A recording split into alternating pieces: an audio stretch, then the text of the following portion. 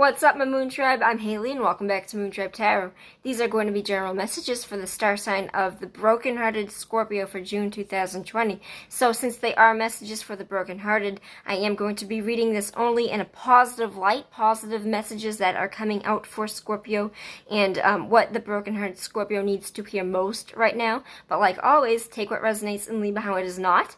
And if you would like to book a personal reading with me where your messages will 100% correlate to you because it's specifically for you in mind, you can find all the information how to reach me in the description box down below. Without any further ado, I already gone and pulled your cards off camera for you, Scorpio, so let's get right into it. We got the Three of Swords, the Wheel of Fortune, and the Page of Wands. So right off the bat, yeah, this is indicated right here that there was definitely some large kind of stabbed in the back betrayal, but swords and thoughts are correlated to each other in the suit, so it would be the painful truth that came out in a situation. Somebody would have said their truth, or the truth would have been found out, and it would have felt like a stabbed in the back, stabbed in the heart kind of betrayal. But here's the thing with this, is that this is already happened. This is a thing that has already happened. And I feel like a lot of you are questioning why did this happen? Because I feel like a lot of you might be without answers, or you might have answers, but they don't solve everything for you in your head. Because I kind of get that with the Wheel of Fortune. The Wheel of Fortune is a major life lesson, major arcana energy coming in for you, representing of cycles that are changing, represent that the cycle of life and everything is always in a constant moment. One thing things are on top, and one thing things are on bottom. And it's kind of wondering why. Why do really shitty people get really good things happen to them, and why do really, really good people get bad things that happen to them? And it is that kind of cycles. Things are always changing. Why does life favor the people that don't deserve, and why aren't they favoring me? And if I feel like that is correlated here with the Three of Swords, wondering why did this happen to you? And so my answer is going to be pretty, what's the word, cliche, and it's probably going to be a little bit overused, but I'm only telling you this because it is the fucking truth. These things happen for a reason, to redirect you on your course. And I'm kind of reading that like the tarot card. These things kind of come in and they are catastrophic, and they leave you with an ending, or they leave you with a lot of pain wondering why. It is always to reroute you on your life's path. It is always meant to be a lesson for you and not to harm you. The universe does not want to harm you. They want you to grow, and they want you to become a better you.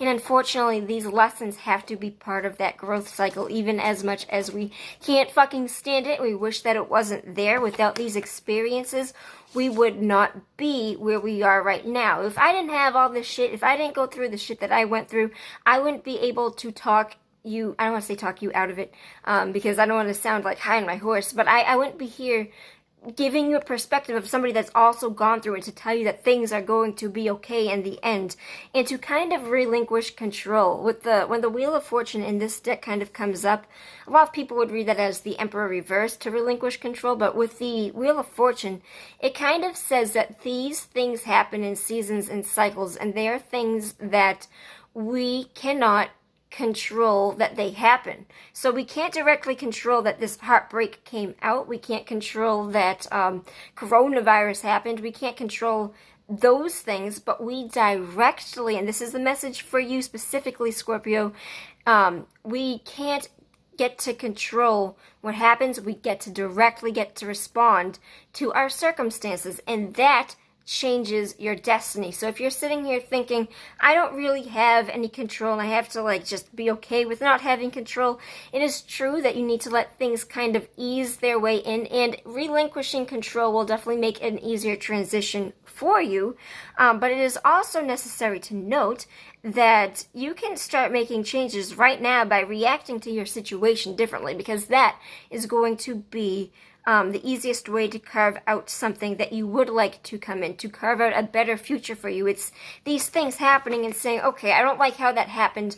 I can respond to my situation differently next time, and I might get a different result, because this is not going to be we are constantly going through these processes. We are constantly being given pains, and we're constantly being given the means to react to them differently. So your advice directly is to start reacting to your situation differently, and to start thinking it as a manner of, I can't control anything. It's, you do have control, just not in the way of, you don't get to control if somebody's going to fuck you over, but you get to control directly how you respond to that, which changes your story.